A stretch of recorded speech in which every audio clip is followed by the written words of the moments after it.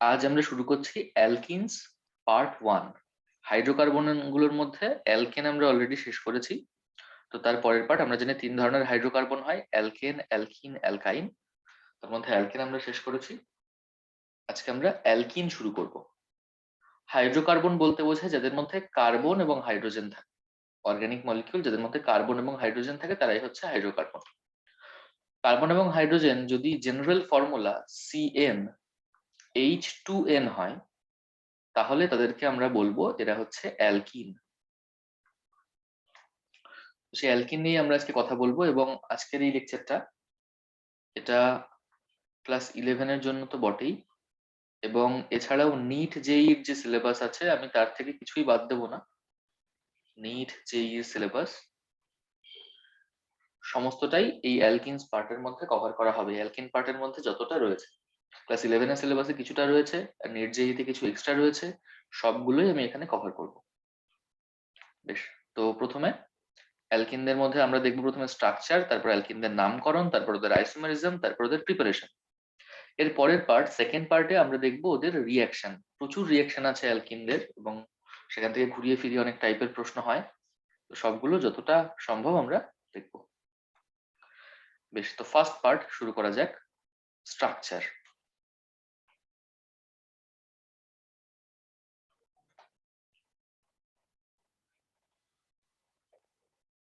Structure of alkyne.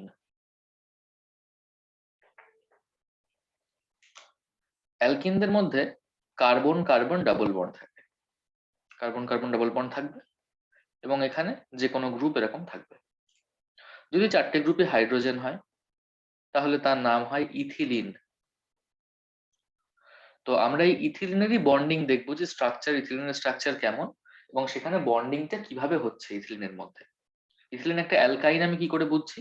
আমি ইথিলিনের যদি carbon hydrogen গুণে বসাই, কার্বন হচ্ছে 2টো, হাইড্রোজেন হচ্ছে 4টে, তার মানে C2H4, অর্থাৎ এটা CnH2n এর মতন করে লেখা যাচ্ছে। n এর ভ্যালু যায় এখানে, n এর ভ্যালু 2, তাহলে 2n এর ভ্যালু 4। তাহলে যেহেতু এই হাইড্রোকার্বনটাকে CnH2n আকারে প্রকাশ করা যায়, তাই এটা একটা অ্যালকিন। এবং অ্যাকচুয়ালি এটাই সব থেকে সরলতম অ্যালকিন। এর থেকে ছোট কম কার্বন বিশিষ্ট কিন্তু আমি অ্যালকিন বানাতে পারবো না, কারণ অ্যালকিন বানাতে গেলে তো আমার ডাবল বন্ড লাগবে, ডাবল বন্ড বানাতে গেলে আমার 2টো কার্বন অ্যাটলিস্ট লাগবেই। তাই এটা হচ্ছে সব থেকে সরলতম অ্যালকিন, সেটা হচ্ছে ইথিলিন। এবারে ইথিলিনে বন্ডিংটা কিভাবে হচ্ছে বা স্ট্রাকচার কেমন। আমরা জানি যে যদি কার্বন, একটা কার্বনের রেসপেক্টে 2টো সিঙ্গেল বন্ড থাকে এবং একটা ডাবল বন্ড থাকে, তাহলে সেই কার্বনটা অ্যাকচুয়ালি হয় sp2 কার্বন। এটা একটা sp2 কার্বন। সিমিলারলি এটাও একটা sp2 কার্বন। এবং আমরা জানি, আমরা আমরা ওই ভিএসিপি এর থিওরি বা ওইসব থিওরি গুলো দিয়ে, বন্ডিং এর থিওরি অর্থাৎ ভিবিটি থিওরি, এইসবগুলো দিয়ে দেখেছি যে যদি sp2 হাইব্রিডাইজড কার্বন হয়, তাহলে এই বন্ড অ্যাঙ্গেল এইগুলো হয় 120 ডিগ্রি, 120 ডিগ্রি, এবং এই টোটাল সিস্টেমটা হয় প্ল্যানার, অর্থাৎ একই প্লেনে থাকে, একই তলে থাকে।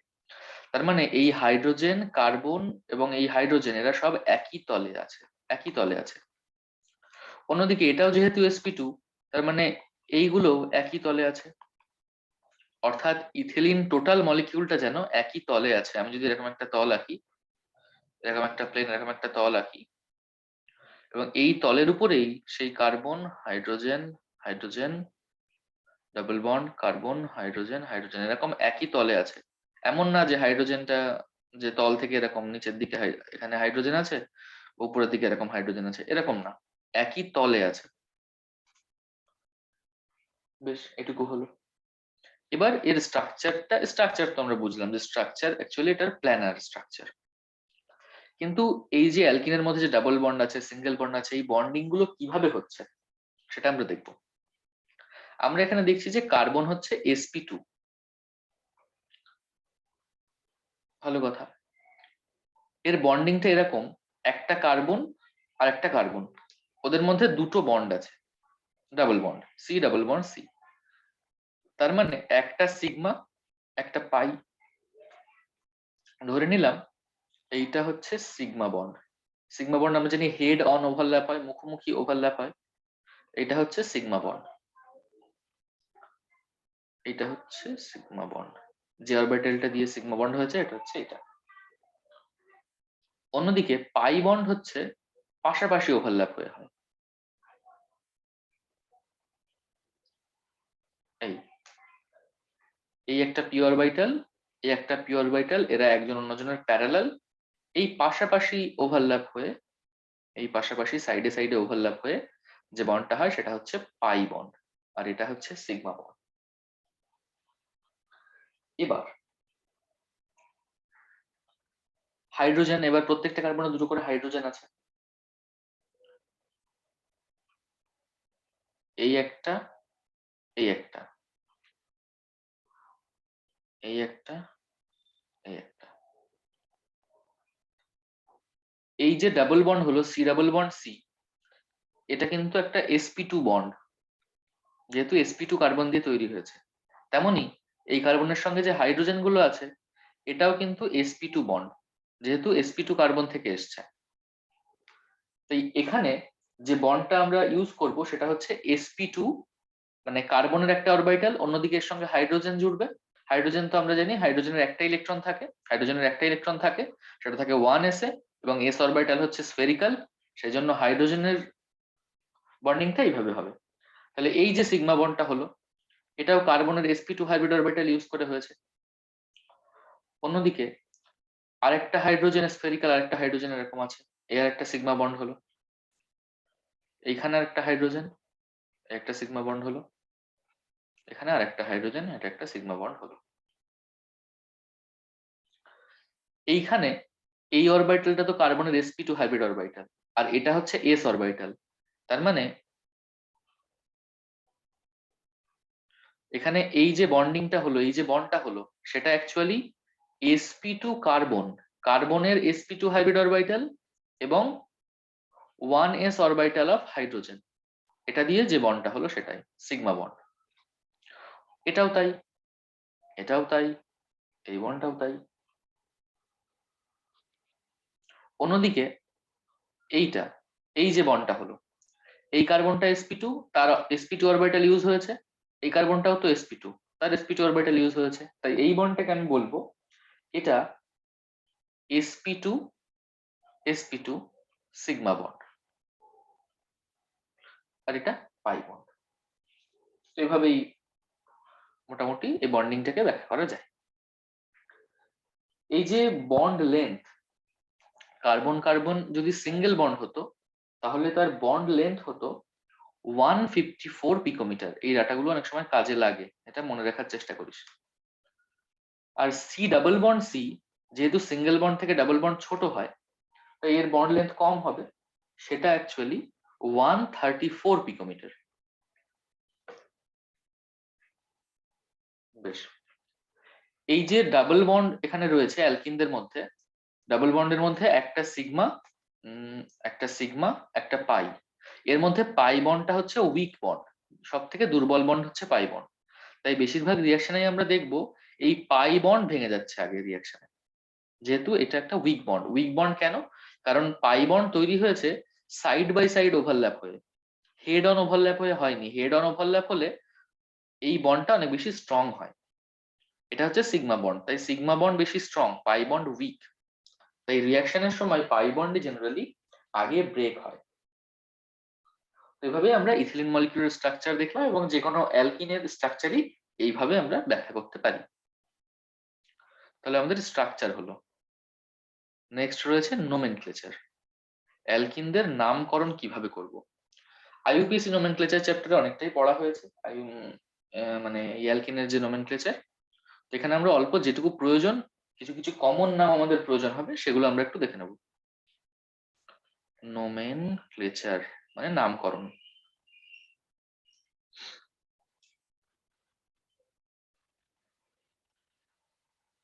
আইইউপিএসসি নোমেনক্লেচার এই চ্যাপ্টারে এর নামকরণের নিয়ম, আইইউপিএসসি যে নিয়ম আছে সবগুলো দেখা হয়েছে। এখানে যে নামগুলো কমন আমাদের দরকার সেগুলোই আমি লিখছি পরপর।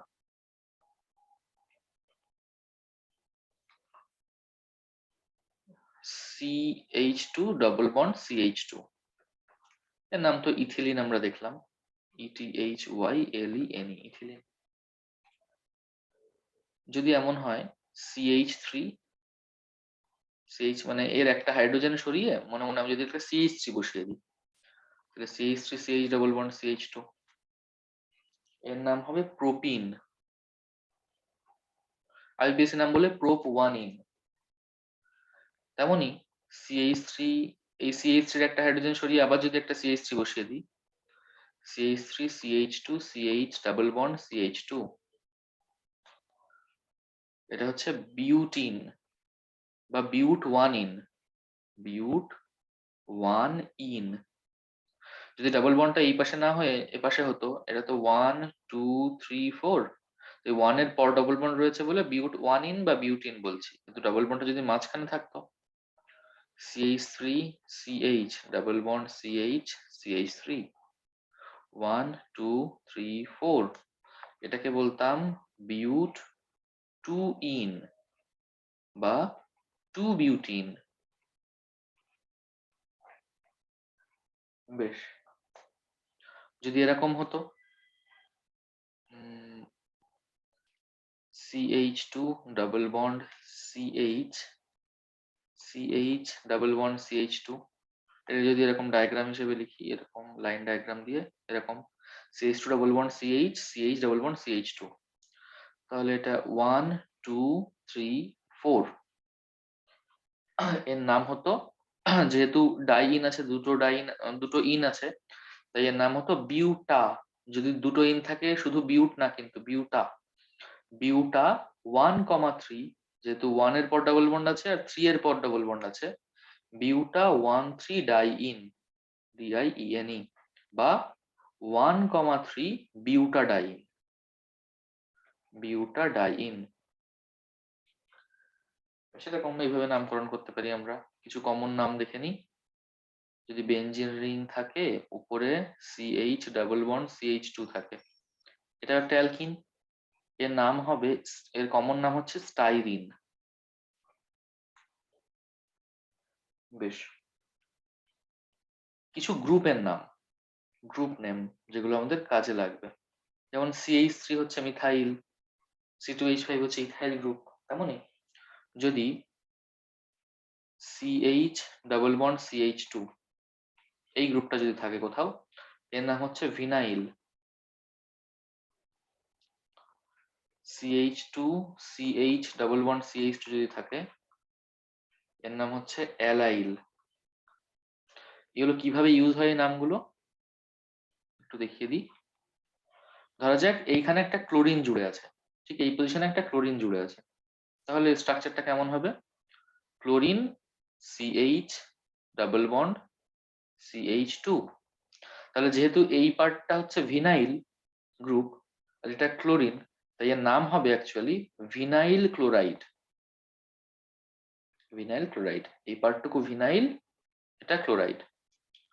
যদি এই পজিশনে আমি ক্লোরিন বসাই, তাহলে কি হবে? Chlorine CH2 CH double bond CH2, এটা হবে। বেশ, এই পার্টটুকু হচ্ছে অ্যালাইল আর এটা হচ্ছে ক্লোরাইড, তাই এর নাম হবে অ্যালাইল ক্লোরাইড। ক্লোরাইড। তেমনি যদি এরকম হয় CH2 তারপরে বেনজিন রিং, এই গ্রুপটাকে বলা হবে বেনজাইল, বেনজাইল গ্রুপ। তার মানে যদি এইখানে আমি ক্লোরিন লাগাই, তার মানে কি হবে সেটা? বেনজিন রিং CH2 তার সঙ্গে ক্লোরিন, তাহলে যেহেতু এই গ্রুপটা হচ্ছে বেনজাইল গ্রুপ, তাই এর নাম হবে benzyl chloride. CHLORID, benzyl chloride. যদি ক্লোরিন না রেখে আমি অ্যালকোহল রাখতাম এখানে OH, তাহলে এর নাম হতো ভিনাইল অ্যালকোহল।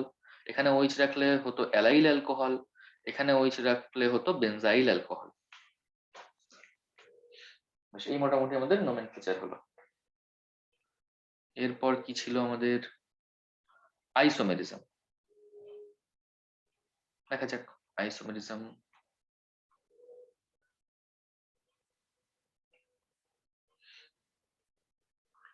আইসোমেরিজম।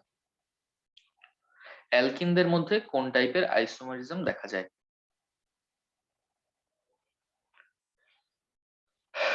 বেশ, ধরা যাক CH2 ডাবল বন্ড CH2, এর মধ্যে কোনো আইসোমেরিজম দেখা যায় না। যদি CH3 ডাবল বন্ড CH3 আমি বসাই, এটাকে আমি এইভাবে লিখতে পারি, দেখ C ডাবল বন্ড C লিখলাম, এই কার্বনের সঙ্গে একটা H আছে, একটা মিথাইল আছে, একটা H একটা মিথাইল আছে, ওই কার্বনেও একটা H আছে, একটা মিথাইল আছে, সেটাকে আমি এইভাবে লিখতে পারি। এর নাম কি হবে? 1 2 3 4, এর নাম হবে বিউট 2 ইন। কেউ যদি বলে আমি দুটো মিথাইল একই দিকে না রেখে অপোজিট দিকে রাখবো, সে বললো এই মিথাইলটা আমি এখানেই রাখছি, ওই মিথাইলটাকে আমি সরিয়ে ওইদিকে রাখবো, CH3H 1 2 3 4, এর নামও তো হচ্ছে বিউট 2 ইন। তখন কি হবে? তখন হচ্ছে আমি বলবো যে এরা একজন অন্যজনের আইসোমার, এই আইসোমারটাকে বলা হয় জিওমেট্রিক্যাল আইসোমার।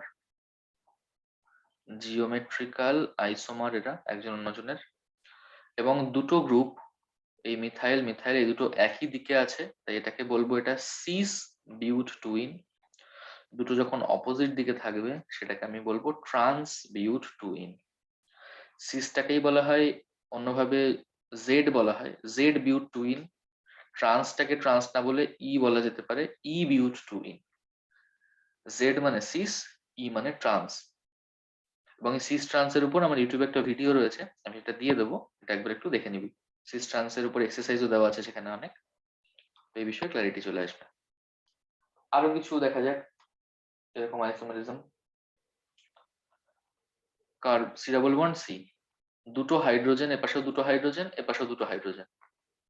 যদি আমি এই হাইড্রোজেনটাকে এখানে নিয়ে যাই, এই হাইড্রোজেনটাকে এখানে নিয়ে যাই, অথবা এই হাইড্রোজেনটাকে এখানে নিয়ে যাই, এই হাইড্রোজেনটাকে এখানে নিয়ে যাই, তাহলে তো একই স্ট্রাকচার থাকবে, কোনো চেঞ্জ তো হবে না। ওই জন্যই বলছি ইথিলিনের মধ্যে কোনো জিওমেট্রিক্যাল আইসোমেরিজম দেখা যায় না। যদি আমি একদিকে হাইড্রোজেন একদিকে CH3 নিই, এইদিকে দুটো হাইড্রোজেন নিই, তখন আমি যদি এই মিথাইলটা আর এই হাইড্রোজেনটা রিপ্লেস করি, সি ডাবল বন্ড সি, এপাশে মিথাইল হাইড্রোজেন, এপাশে দুটো একই আছে, এই ছবিটা আর এই ছবিটা কিন্তু একদম এক। এইটাকে ঠিক উল্টে যদি বসাই এর উপরে, পুরো সুপার ইম্পোজ হয়ে যাবে, পুরো এর উপর বসে যাবে, তারপরে দুটো ছবি একই একদম। কিন্তু যদি আমি দুটোই দুপাশেই যদি মিথাইল দিয়ে রিপ্লেস করে দিই, এই হাইড্রোজেনটাও যদি আমি মিথাইল দিয়ে রিপ্লেস করে দিই, অর্থাৎ বিউট 2 ইন, তখন আমি ইজেড আমরা দেখতে পাবো, সিস ট্রান্স বা ইজেড আমরা জিওমেট্রিক্যাল আইসোমেরিজম দেখতে পাবো। আর একটা এক্সাম্পল দেখা যাক। ধরা যাক এটা এটা এটা, এর নাম কি হবে? 1 2 3 4 5 6, 1 3 5 হেক্সা ট্রাই ইন, এর নাম হবে, আইপিএস নাম যদি করি। তো এর মধ্যে কত রকম আইসোমেরিজম দেখা যায়, জিওমেট্রিক্যাল আইসোমেরিজম দেখা যায়, সেটা আমরা দেখবো। এবার এই স্ট্রাকচারটাকে যদি ভালো করে আঁকি, এই যে এইখানে নিশ্চয়ই দুটো হাইড্রোজেন আছে, এখানেও দুটো হাইড্রোজেন আছে, এখানে একটা হাইড্রোজেন আছে, এখানে একটা হাইড্রোজেন আছে, এখানে একটা হাইড্রোজেন আছে, এখানে একটা হাইড্রোজেন আছে। যদি আমি এই দুটো হাইড্রোজেন রিপ্লেস করি, তাহলে তো আগে যা ছিল তাই, কোনো চেঞ্জ হচ্ছে না। তেমনি এইটা আর এই টোটাল গ্রুপটাকে যদি আমি রিপ্লেস করি, তাহলে কোনো চেঞ্জ হবে না। যেমন ঠিক আগের এক্সাম্পলে দেখলাম যে এইখানে দুদিকে, এখানে হাইড্রোজেন হাইড্রোজেন এবং হাইড্রোজেন, এখানে অন্য একটা গ্রুপ, এই গ্রুপটাকে যদি চেঞ্জ করি আলটিমেটলি কিছুই হয় না, চেঞ্জ হলেও একই মলিকিউল থাকে। তাই এই ডাবল বন্ডের রেসপেক্টে আমি কোনো সিস ট্রান্স বা ইজেড দেখতে পাবো না। সিমিলারলি এটার ক্ষেত্রেও আমি ইজেড দেখতে পাবো না, পাবো এটার ক্ষেত্রে, কারণ এর এইখানে হাইড্রোজেন এইখানে হাইড্রোজেন যেটা অপোজিট দিকে রয়েছে, আমি এমন ভাবে আঁকতে পারি যাতে ওই দুটো একই দিকে থাকে। সেটা কি করে আঁকবো? ওই ডাবল বন্ডটা আমি আগে এঁকে নিলাম, এই ডাবল বন্ডটা এঁকে নিলাম, দুটো হাইড্রোজেন অপোজিট দিকে ছিল, আমি দুটো হাইড্রোজেনকে একই দিকে রাখলাম রাখলাম বাকি দিকটা আমি এরকম এঁকে ফেলবো, এই যা আছে তাই, হাইড্রোজেন হাইড্রোজেন হাইড্রোজেন হাইড্রোজেন 1 2 3 4 5 6, এটা 1 3 5 হেক্সাট্রাইন হলো। কিন্তু এই কার্বনটা, এই C4C3 এই কার্বনটা এখানে হয়ে গেল সিস, কিন্তু এখানে ছিল ট্রান্স। অন্যদিকে কেউ যদি এই মলিকিউলটা নেয়, CH3 CH double bond CH CH double bond CH CH double bond CH CH3, অর্থাৎ এখানে তিনটে ডাবল বন্ড আছে, একটা দুটো তিনটে। অ্যাকচুয়ালি এই জিনিসটা এরকম, আগে যেমন এঁকেছিলাম এই, তার সঙ্গে আরেকটা মিথাইল দিয়ে দেওয়া হয়েছে দুপাশেই।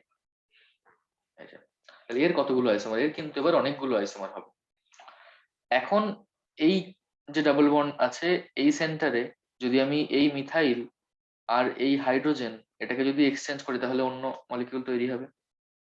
তেমনি এখানে মিথাইল রয়েছে, এই হাইড্রোজেন রয়েছে, এটাকে যদি আমি এক্সচেঞ্জ করি তাহলেও আমার অন্য একটা জিওমেট্রিক্যাল আইসোমার তৈরি হবে।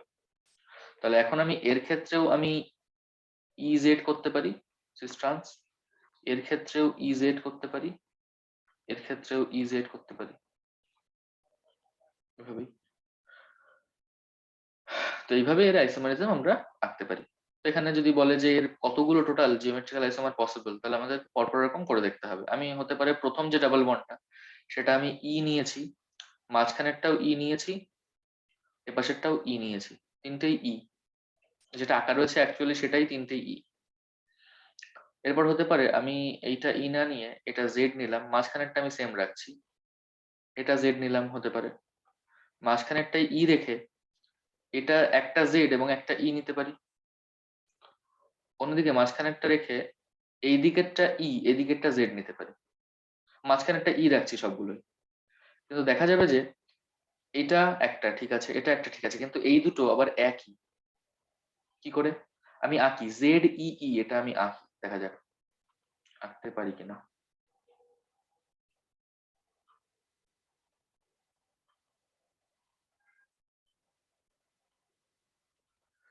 জেড ই ই, এটা ই হয়েছে, এটা জেড হয়ে, এটাও ই হলো, এটা জেড হলো, যেহেতু দুটো গ্রুপ একই দিকে আছে। জেড ই ই হলো, এই জেড ইটাকেই যদি আমি ই ই জেড বলি, মানে এই দিক থেকে যদি আমি দেখি তাহলে জেড ই ই, এই এটাই এদিক থেকে আঁকলে কিন্তু ই ই জেড, ওই জন্য একই কিন্তু দুটোই। বেশ, এই তাহলে আমার এখান থেকে পেলাম আমি তিনটে, মাঝখানেরটা যদি ই রাখি তাহলে আমি পাচ্ছি তিনটে, সিমিলারলি মাঝখানেরটা যদি জেড রাখি তাহলে ওরকম তিনটে পাবো। টোটাল এখানে ছটা আইসোমার আমি পাবো, ছটা জিওমেট্রিক্যাল আইসোমার পাবো। এর মধ্যে যদি যে কোনো একটা আঁকতে বলে তাহলে কিভাবে আঁকবো? ধরো আমাকে জেড জেড জেড আঁকতে বললো, তাহলে আমি মাঝের কার্বনটা নেব, মাঝের ডবল বন্ডটা আঁকবো, তার রেসপেক্টে আমি আগে জেড বানাবো, জেড মানে একই দিকে থাকবে, জেড বানালাম। তারপরে তো আবার ডবল বন্ড আছে, ডবল বন্ড থেকে দিলাম, তাহলে মাঝেরটা জেড হয়ে গেছে, জেডটা হয়ে গেছে, তাহলে এখানেও জেড বানাতে হবে। তাহলে মিথাইলটা এইভাবে দিলে জেড আসবে, নাকি মিথাইলটা এইভাবে দিলে জেড আসবে? এইভাবে দিলেই আসবে, পাশে যদি হাইড্রোজেন থাকে, কারণ এই পাশে মিথাইল আর এই পাশে এই বড় গ্রুপটা, দুটো একই দিকে, তাই এটা জেড, অন্যদিকে এখানেও এটা জেড। নর্মালি সিস ট্রান্স বা ই জেড এর মধ্যে যদি আমি বিউট টুইনের এক্সাম্পলটাই নিই, যদি আমি স্টেবিলিটির কথা বলি, স্টেবিলিটি, তাহলে যদি আমি সিস বিউট টুইন নিই, সিস বিউট টুইন মানে মিথাইল এখানে, দুটোই মিথাইল একই দিকে, হাইড্রোজেন হাইড্রোজেন, এটা হচ্ছে সিস। আর যদি ট্রান্স বিউট টুইন নিই, মিথাইল এখানে মিথাইল, হাইড্রোজেন হাইড্রোজেন, এটা হচ্ছে ট্রান্স। সিস মানে হচ্ছে জেড, ট্রান্স হচ্ছে ই। এর মধ্যে কে বেশি স্টেবল? উত্তর হচ্ছে সিসটা বেশি স্টেবল, কারণ সরি, ট্রান্সটা বেশি স্টেবল, সিসটা কম স্টেবল, কারণ এখানে মিথাইল মিথাইলের মধ্যে স্টেরিক রিপালশন আছে, স্টেরিক রিপালশন। তার জন্য সিসটা কম স্টেবল, ট্রান্সটা এর মধ্যে তো দুটো গ্রুপ দূরে রয়েছে, বড় গ্রুপ দূরে রয়েছে, এদের মধ্যে কোনো রিপালশন নেই। তাহলে স্টেবিলিটি আমরা লিখতে পারি stability cis greater cis less than trans, ট্রান্সের স্টেবিলিটি বেশি। রিজন কি? কারণ কি? এর স্টেরিক হিন্ড্রান্স, স্টেরিক হিন্ড্রান্স হয়ে গেল আমাদের আইসোমেরিজম অ্যালকিনদের মধ্যে।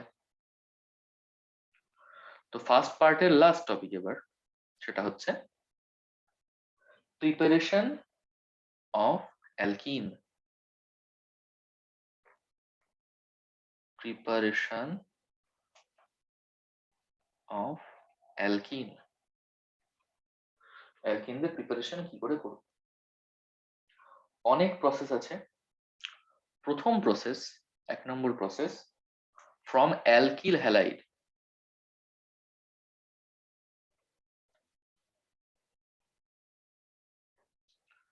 From alkyl halide.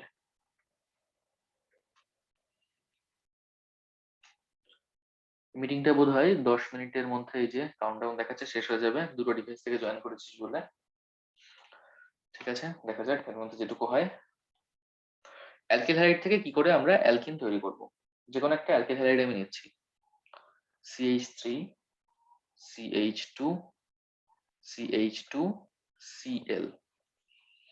এর মধ্যে যদি আমি অ্যালকোহলীয় KOH দিই, কি হবে?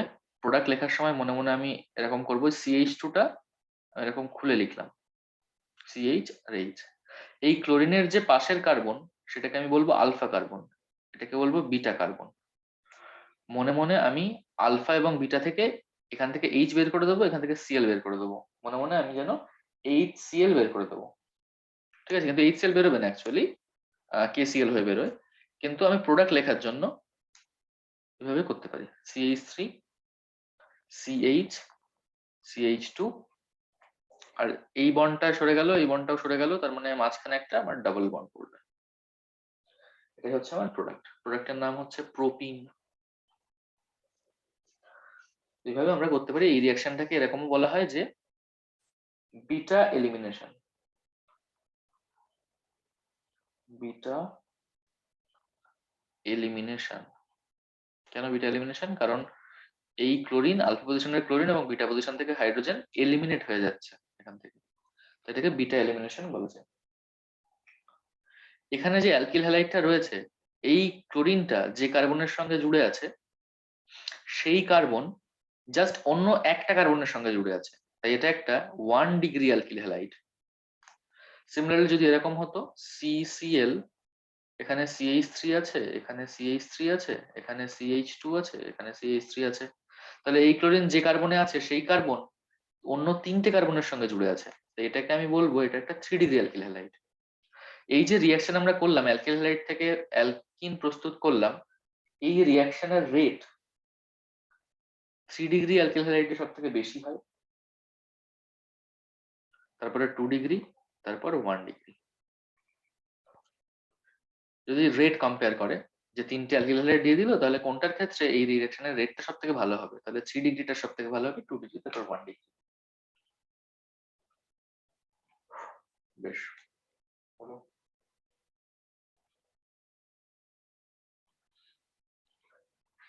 এবার এই রিঅ্যাকশনের কিছু মেকানিজম রয়েছে, মেকানিজম আমরা এক এক করে দেখব, রিঅ্যাকশনটা কিভাবে হয়। ধরা যাক CH3 CH, না এখানে H, CH2 CH2Cl, অ্যালকোহলীয় KOH রয়েছে, KOH রয়েছে, OH মানে K plus OH minus, OH মাইনাসটা এখানে অ্যাটাক করবে, এই বন্ডটা এখান থেকে খুলবে, এটা এখান থেকে বেরিয়ে যাবে, CH3 CH double bond CH2 তৈরি হলো। এইটাকে, এই মেকানিজমটাকে বলা হয় E2 রিঅ্যাকশন। এবার যদি এমন থাকে CH3 CHH CH2 না CH2 না, এখানে Cl, এখানে CH3 আর কি, তার মানে CH2H লিখলাম, CH3। তাহলে এটা 2 ডিগ্রি অ্যালকিল হ্যালাইড। এখানে OH মাইনাস দিয়ে যদি এখান থেকে এরকম অ্যাটাক করাই, এটা এখানে আসবে, ক্লোরিন বেরিয়ে যাবে, তাহলে প্রোডাক্ট হবে CH3CH double bond CH CH3। অন্যদিকে যদি আমি OH মাইনাস দিয়ে ওখানে অ্যাটাক না করিয়ে যদি এই হাইড্রোজেনটা অ্যাটাক করাতাম, এটাও তো বিটা হাইড্রোজেন, এটা আলফা এটা বিটা, তাহলে এই বন্ডটা ভাঙতো, ভেঙে এখান থেকে ক্লোরিন বেরিয়ে যেত, তাহলে প্রোডাক্টটা হতো CH3CH2 CH double bond CH2, দুটো প্রোডাক্ট হতো। তাহলে কোনটা মেজর, কোনটা হবে অ্যাকচুয়ালি, সেটা দেখার জন্য আমাদেরকে দেখতে হবে স্টেবিলিটি।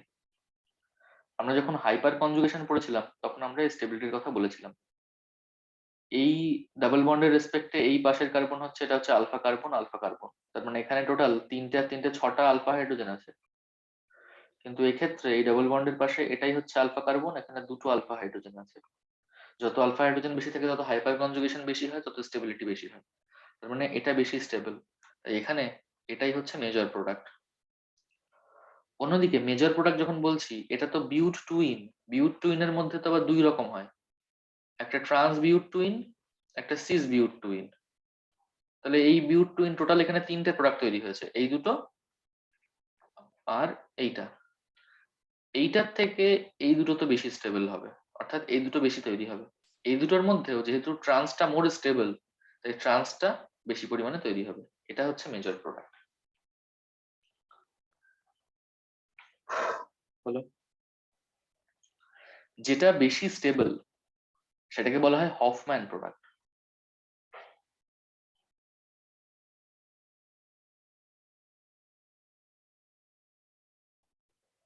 সরি, এটাকে বলা হয় সেট-জেফ প্রোডাক্ট। এটাকে বলা হয় সেট-জেফ প্রোডাক্ট। সেট-জেফ প্রোডাক্ট যেটা বেশি স্টেবল, যেটা কম স্টেবল সেটাকে বলা হয় Hofmann product. Hofmann product class 12-এ আবার পড়তে হবে ভালো করে, অ্যালকিল হ্যালাইড চ্যাপ্টারে আবার পড়তে হবে জিনিসগুলো। এলিমিনেশন মানে যে E2 বললাম, E1 E2 E1CB, এগুলো সব ক্লাস 12-এ আছে আবার। ভালো কথা। এইভাবে আমরা অ্যালকিল হ্যালাইড থেকে অ্যালকোহল, সরি অ্যালকিল হ্যালাইড থেকে অ্যালকিন তৈরি করতে পারি।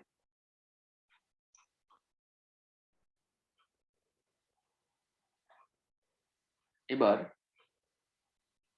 সেকেন্ড প্রিপারেশন হচ্ছে অ্যালকিল হ্যালাইড থেকে, হলো সেকেন্ড প্রিপারেশন হচ্ছে from alcohol. From alcohol, alcohol থেকে কি করে হবে? ধরা যাক আমি একটা অ্যালকোহল নিচ্ছি, কার্বন হাইড্রোজেন কার্বন OH, আর এই পাশে বিভিন্ন গ্রুপ রয়েছে। এর মধ্যে যদি আমি H+ দিয়ে হিট করি, তাহলে মনে মনে এইভাবে আমি জল বের করে দেবো প্রোডাক্ট লেখার জন্য। কি করবো, এই পাশে দুটো গ্রুপ এরকম আছে, জল বেরিয়ে গেলে আবার এই ডবল বন্ড পড়বে, আর এরকম দুটো গ্রুপ এরকম থাক। এইভাবে আমাদের অ্যালকোহল থেকে অ্যালকিন তৈরি করা যাবে। এই যদি মেকানিজমের কথা বলি কিভাবে হলো, এখানে আমি গ্রুপগুলোর এমনি নাম দিয়ে দিলাম ABCD। কি হয়, প্রথমে যদি মেকানিজমের কথা বলি, প্রথমে OH এর লোন পেয়ারটা H+টা নিয়ে নেয়, তাহলে কি হবে CC, এখানে H আছে, এখানে O একটা H ছিল আর একটা H এলো, এখানে প্লাস হয়ে গেল চার্জ, এখানে ABCD এরকম আছে। তারপরের স্টেপে এই বন্ডটা এখান থেকে ভেঙে যাবে, এইটা বেরিয়ে যাবে, তাহলে C ডবল বন্ড C হয়ে গেল, এখানে AB, এখানে CD, আর এ পাশে তো এই হাইড্রোজেন আর নেই, আর এ পাশে ওয়াটার জল বেরিয়ে গেছে, প্লাস জলের। এইভাবে আমরা এই প্রসেস ইউজ করে এভাবে আমরা অ্যালকিন তৈরি করতে পারি। এবং এই অ্যালকিন তৈরি করার যদি আমি রেট বলি, এটা একটা মানে 1 degree alcohol, 2 degree alcohol, alcohol 1 degree 2 degree 3 degree আমরা এর আগে দেখেছি যখন আমরা অ্যালকোহলের IUPAC নমেনক্লেচার করেছিলাম। তো এখানে যদি বলি আমি রেট অফ রিঅ্যাকশন, এই রিয়াকশনের রেট ভালো হবে, 3 ডিগ্রি অ্যালকোহলের রেট সব থেকে ভালো হবে, তারপর 2 ডিগ্রি, তারপর 1 ডিগ্রি। বেশ, তো এটুকুই থাক, এরপর আমরা নেক্সট পার্টে আমরা বাকিগুলো দেখবো।